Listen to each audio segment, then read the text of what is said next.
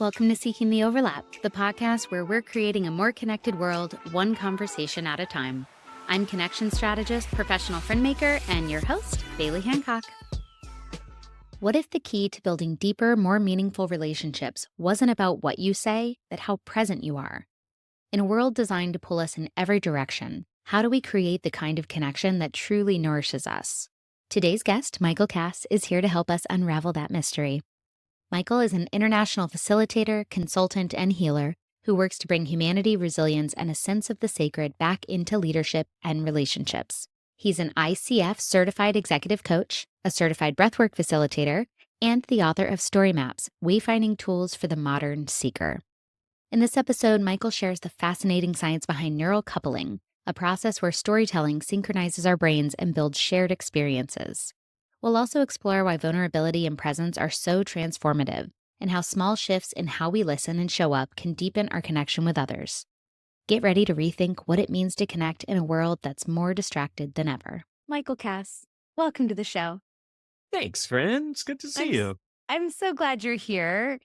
Before we dive into your expertise, I'm doing a segment called 3 Truths, No Lies, to help our audience get to know our guests a little bit deeper on a human level before we dive into the expert levels. What is a book, movie, or TV show that you've read or watched multiple times? The first one that comes up is a book called For Love of the Game by Michael Shara, which was turned into a not very good movie with Kevin Costner. Wasn't there a movie? Okay. Yeah, and it's a weird one because I don't really like baseball at all.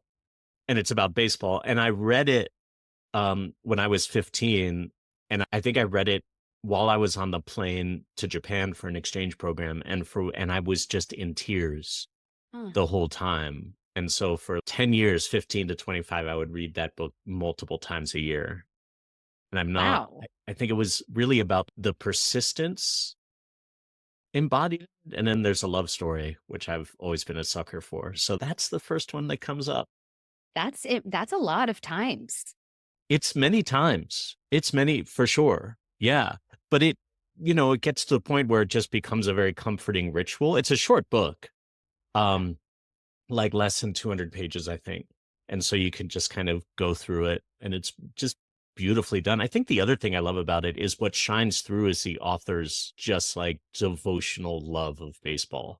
So even though I don't care about it at all, there's something in the energy of the way that he shares the stories and the details of it that just kind of translates and makes you fall in love with it. Okay. First and last thing you do every day. I want to give the aspirational answer, but you said it had to be true. So first thing is I look at my phone.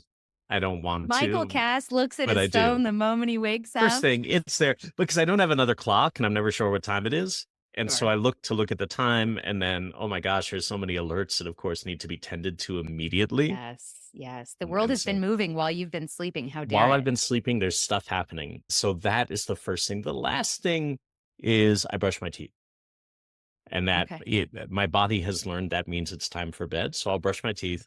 I'll literally climb into bed, and maybe I'll say to my wife, I'm so wired, I'll never get to sleep. And then I'm out before the end of the sentence. Oh, yeah. Yeah. I love it. Okay, final question. What's a nickname you've been given and who gave it to you? The only nicknames that I've had are like shortened versions of my name. Oh, well, you've made it out alive then, Like, because clearly elementary school and middle school were good to you. Well, right. My last name is Kass. And so like the meanest thing people would do is take the K off of it. And so they'd call me McAss. I was like, yeah, that's creative. I know. I'm like, that's literally my initials with my last name. Ouch. I don't know. Right. Yeah, but that's it. So yeah, my classmates in 5th and 6th grade would call me McCass. Well, you've made it out unscathed then. I think that is very lucky. My last name is Hancock, so I'll just leave it there. Middle school was a bit rough. Okay, so let's get into it. Context for our listeners. Michael and I met 7+ years ago now at the Unique Camp, where I met so many of my most fascinating friends that have come into my life. And if you're not familiar with the Unique Camp, it was this creative conference for creatives, entrepreneurs, day jobbers, really anybody that wanted to disconnect for 4 days. They confiscate your cell phone at the beginning. You're at an actual summer camp, and you're surrounded by all these adults with no name tags, no qualifications, no credibility, like everybody's just a person. And so I think because of that, the relationships I formed there just inherently were so much deeper than ones that I've met in other circumstances where there were those layers to things before you really got to know the human. You got to know their title first and their job first and their, expertise first. But at camp, everybody was just a person, all feeling a little bit uncomfortable because we were out of our comfort zone. We didn't have our cell phone as our crutch, and you had to just talk to people. Michael taught a storytelling workshop that like single-handedly changed the way I think of my own narrative and my own story. So, hi, glad you're Hi. here. When we caught up a few weeks ago, you casually dropped the term neural coupling. Mhm. And I've been thinking about it ever since in the context of connecting with other people. So, give us the middle school version. What is neural coupling and how that helps us create this shared experience that deepens connection? Because I think that's what was happening at camp. And that's why we all feel like we know each other, even though we were only together for 3.5 days. So, what is neural coupling? It's exactly what it sounds like. It's when my brain and your brain or a group's brain starts to do the same thing electronically or electrically, right? So there's all these different brainwave states. And this research is relatively recent, I think 15 years old from 2009 out of Princeton. And they basically hooked a bunch of grad students up to brain scanner machines, fMRIs, and had one of them tell a story and the rest listen to it. And what they found very quickly is that the listener's brain and the storyteller's brain started to sync up, right? So when you're working with story, not in the kind of strategic communication sense, which tends to be very surface level, but in the way that evokes emotions and sense memories and a sense of place and a sense of dramatic tension. If I'm telling you a story that has those characteristics, right, my brain is lighting up like fireworks, right? All different parts that don't generally light up at the same time are activating, and if you're listening to someone who's having that experience in their brain, your brain starts to do the same thing, is what they found. They called it neural coupling because that's what it is. And so when it comes to creating connections and community, one of the reasons that, like in teams and workplaces, people can spend 12 hours a day together and still feel like strangers is that they're operating at a purely transactional kind of concrete or analytical level. Neural coupling does not happen when we interact in that transactional way. It only happens when we're interacting in a relational, sensory way, which is why at camp, when people are wiggling together on the ground as worms, or we're sharing stories or dancing together, right? All of these things are creating physiological connection between people.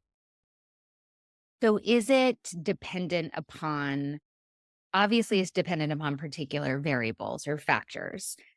I can imagine like concerts are for sure one of them, right? So maybe that music piece, which is that vibration and that sound. Mhm. Is it also, I mean, is it the same thing as when people go through a traumatic experience together that they tend to feel bonded, or is that like a different thing? Right? So if you think about that's you could call it trauma bonding or experiential bonding. That's a sense of kinship that is simply there because we've had a shared experience of grief or joy or whatever, right? Childbirth is one of those. Losing a parent at an early age is one of those. But that's not really neural coupling so much as recognizing a type of experience.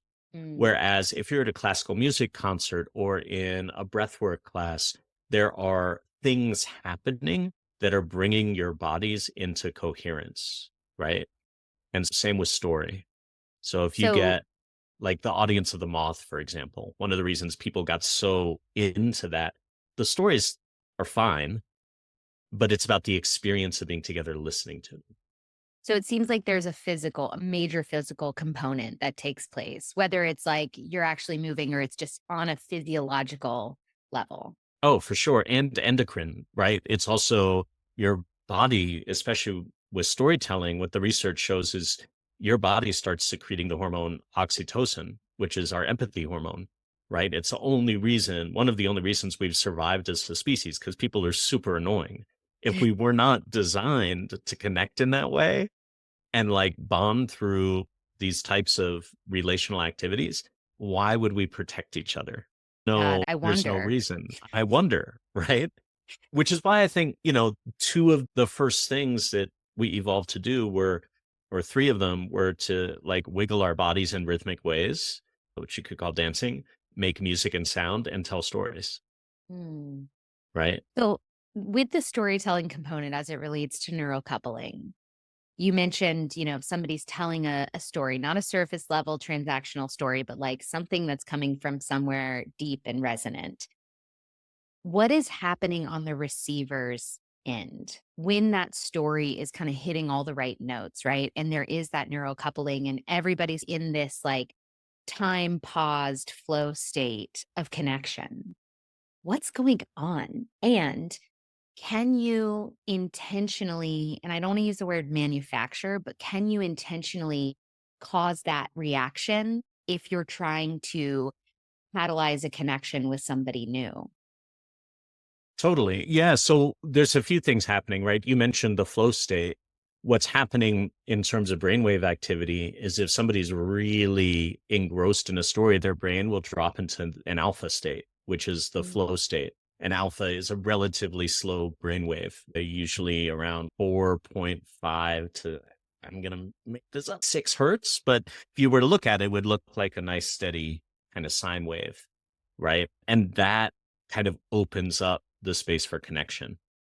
And Mm. so one of the challenges though that listeners have, even when I'm doing storytelling workshops, one of the cues that I'll give people is as the listener, your only job is to listen. But culturally, we're predisposed to interrupt or to ask questions or to do active listening, which is not actually listening. It's a performative thing to Mm. demonstrate listening. Listening is actually a very almost meditative, deeply presencing process, right? To really listen, not just to words and content, but to the energy of what's going on is transformational, both for the listener and for the speaker, the storyteller, the whatever.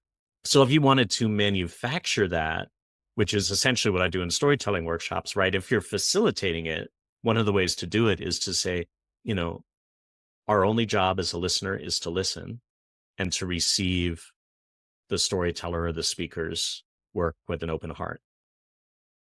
If you're like in conversation with someone, there's not too much you can do. One thing that does tend to work that I talk with folks a lot about is if you're frustrated with the level of an interaction and you're like, I'm not getting anything, this is boring.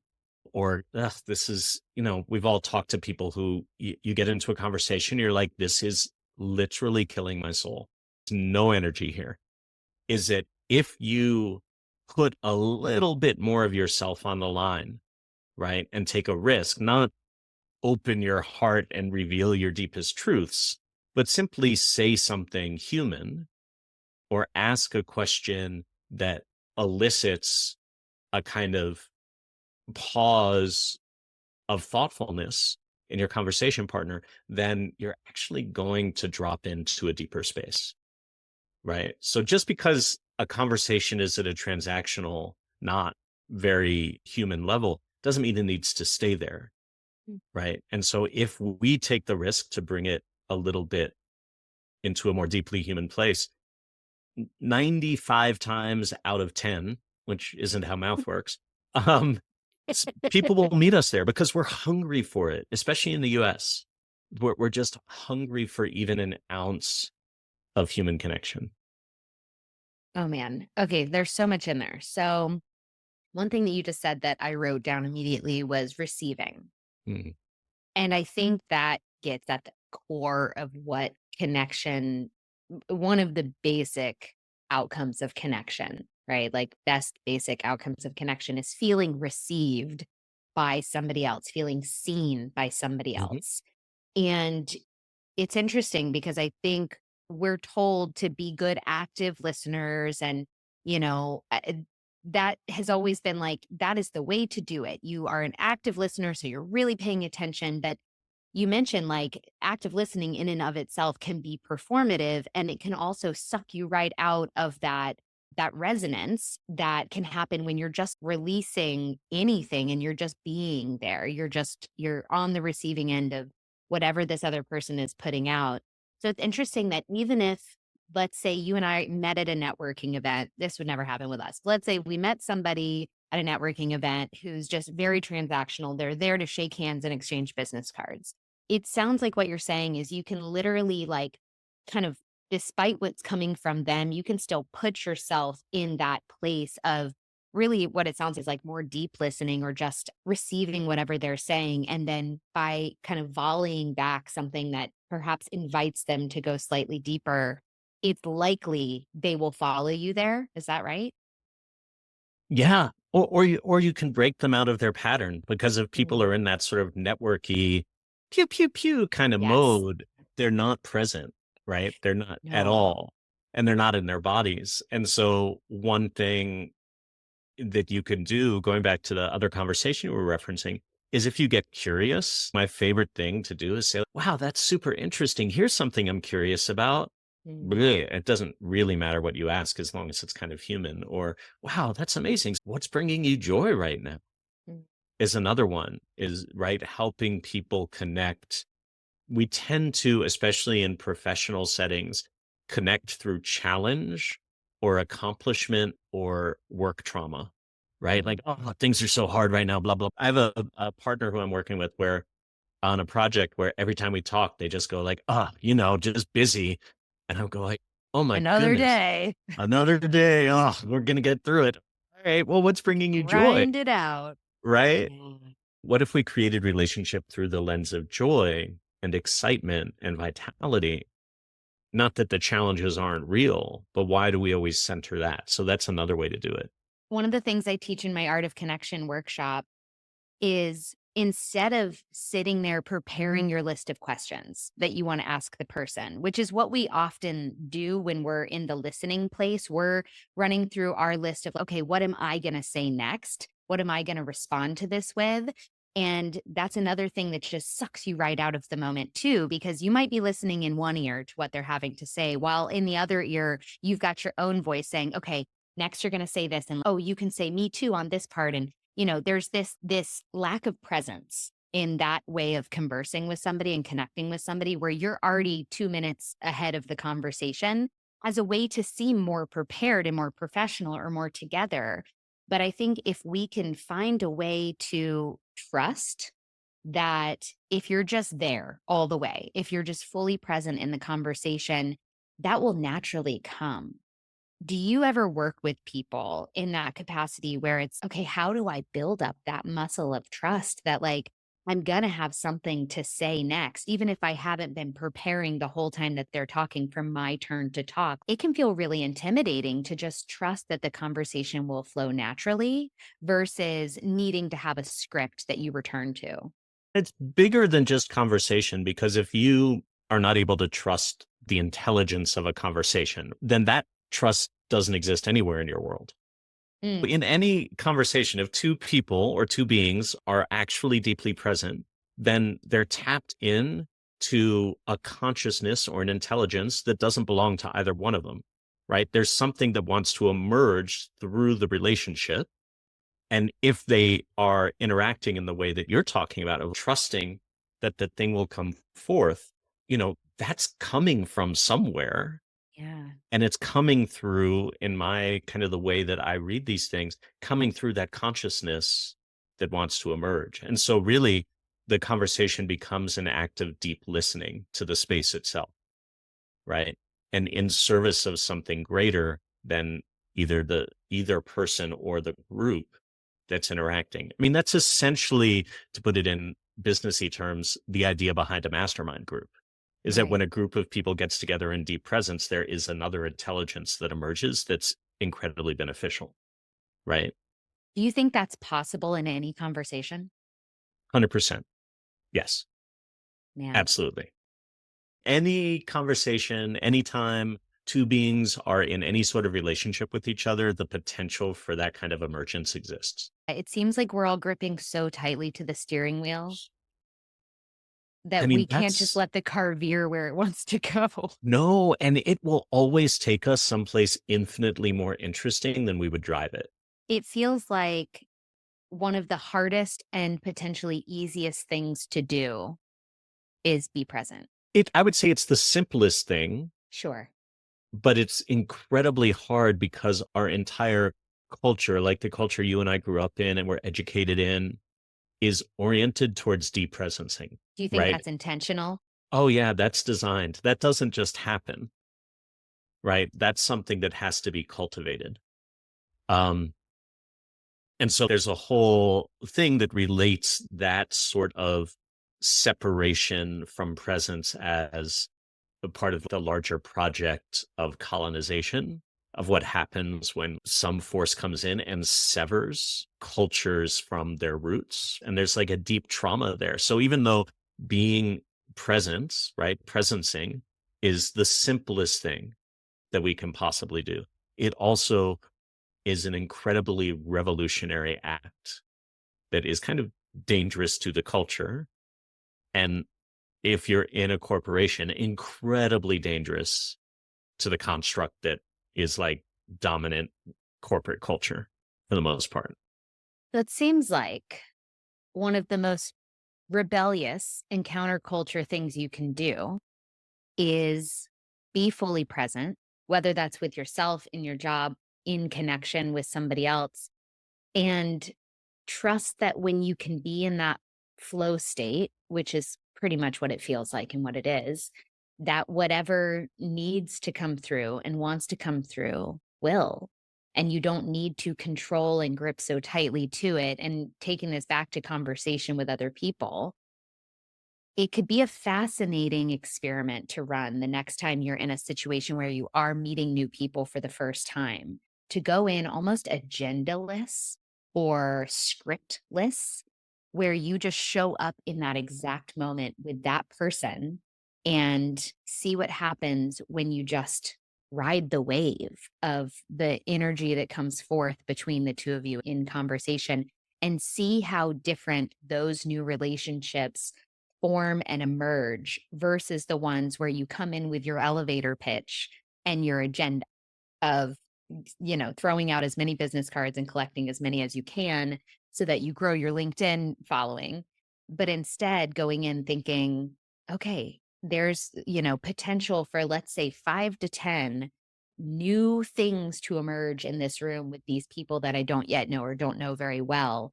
I think that could be a very fun and terrifying experiment to run. For sure.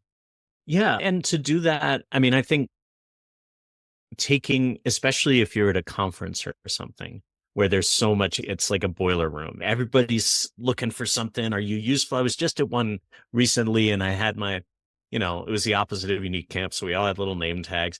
And it was like being back in Los Angeles. People would look at me, get curious for a second, look at my name tag, not recognize the organization.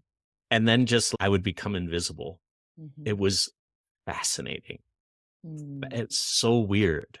I love that idea of the other piece is like when we're trusting that and you're talking about riding the wave is what are we trusting? Oh, good point. What are we trusting, Michael? That's a great question, Bailey. In my mind, we're trusting spirit.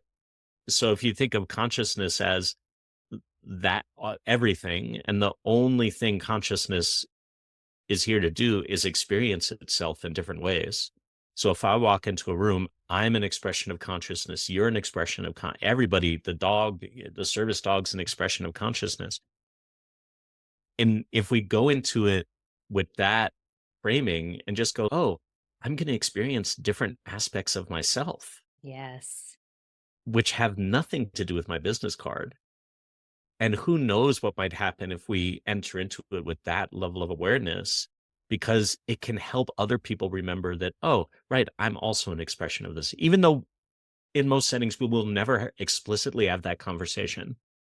There's something really beautiful that happens if even one person is holding that awareness, right? Right. So you Suddenly, almost don't need the buy-in of the other person. no, no, you don't need their conscious buy-in because at a cellular level, they know it. Mm. That'd be so fascinating to run this experiment, especially in a conference setting where, like you said, it is just intense. People have agendas on agendas and expectations and fears and all of the things. And then later, the people that you connected with, like months later, ask them, like, did you find anything interesting about our conversation or what stood out to you when we met? It could be very cool down the line if you've built those relationships as you're getting to know them beyond that experience. If they did feel on some level that the connection with you was stronger, or they feel like they just like you more, they just get you more, or they always say, "Oh, let people do all the talking. They'll love you more." And it's okay, yeah, but that's so one-sided and that does not to make a connection. But it could be very interesting to ask down the road if somebody felt what you were putting out, basically. Yeah, or even just remembered the interaction, maybe not the content of the conversation. I had this happen a couple years ago where somebody I'd met 5 years previously, like, we ran into each other at a conference, and we both were like, "I remember you. I don't remember anything we talked about, but there was something in the quality of the connection that created an indelible memory beyond the linguistic level." And we both Usually experienced it. It was really cool. Yeah, usually the way that shows up for me is people will say, "Oh, I just loved your energy." Like, Sure. that's a very LA thing to say, right? I don't know what I just really wanted to get to know you. I loved your energy. Yeah. And to me, that's a recognition of, oh yes, okay, we were doing the thing. We were Yeah. doing that like consciousness mirroring for each other. I've been thinking about this a lot lately as I'm working on my book, Seeking the Overlap. One of the things I've been thinking about is how really it's through connection with other people that we're able to connect with ourselves and we're able Mhm. to get to know ourselves and identify who we are in the grand scheme of things. Because often you don't know an opinion you have on something until you're faced with either the same opinion or the opposite. And you can say, "Oh, me too." Or, "Oh, that's so interesting. I don't feel that way at all."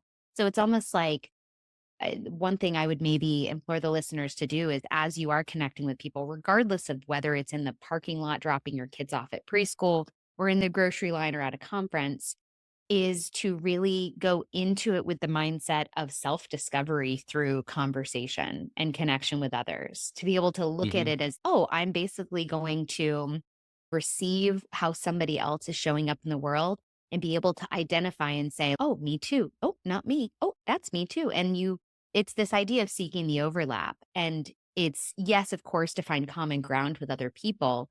And when I say seeking the overlap, I mean finding the piece on the Venn diagram between you and another person that is the same.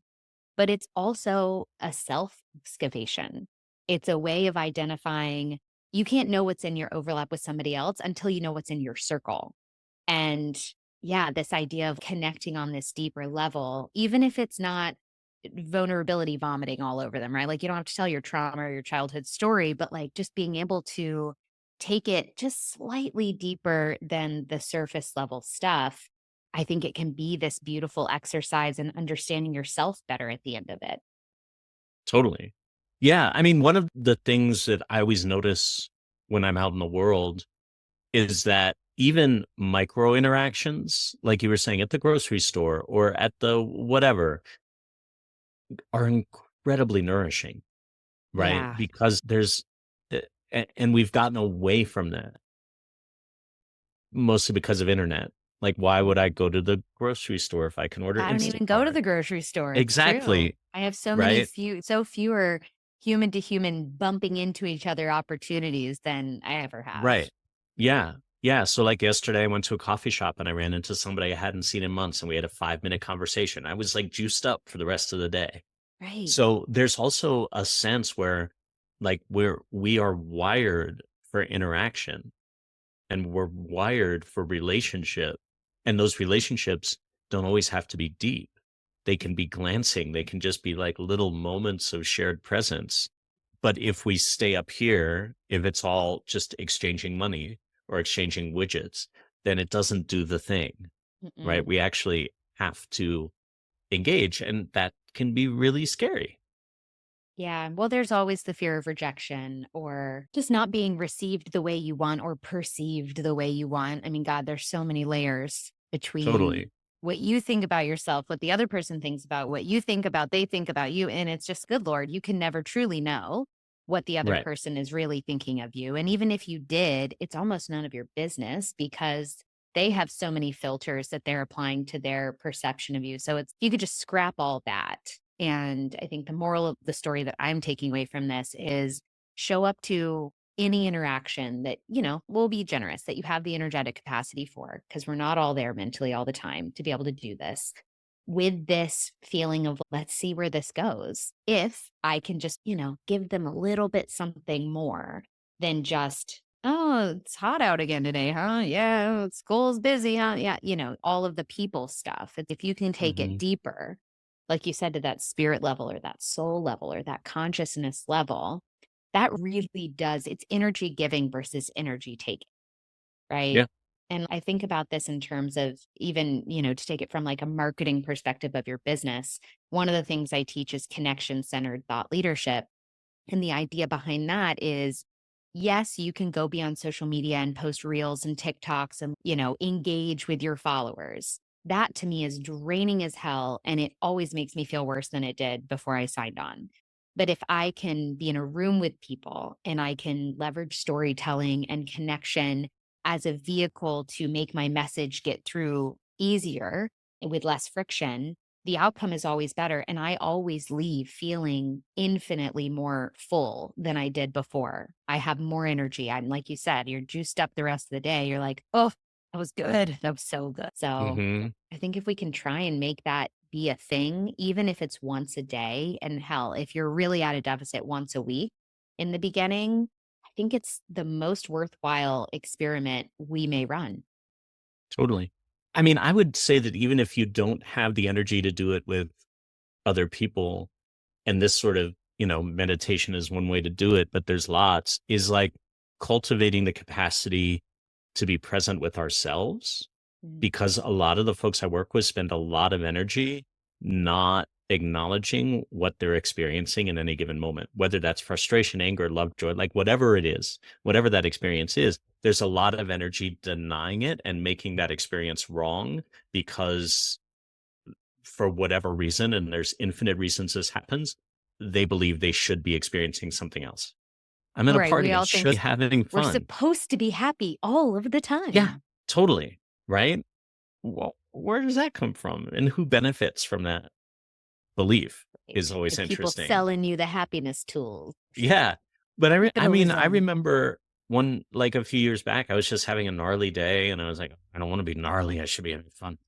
And I just literally, it took less than a minute. I just went, wait a minute. I just feel anxious and miserable and sad. And the second I acknowledged it, it passed.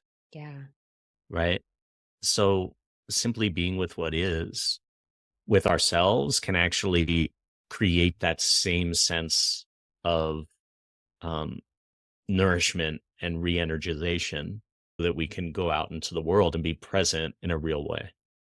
I think that's also maybe a good practice to do in that moment of connection with somebody else is even leveraging that as an opening for conversation, right? If you're Mhm. at a networking event, and I don't really know anybody that doesn't feel some level of anxiety in those circumstances, even if you're an extrovert to the extreme. There's still this deep seated fear of what if nobody likes me? What if nobody wants to talk to me? What if everybody thinks I'm dumb or whatever?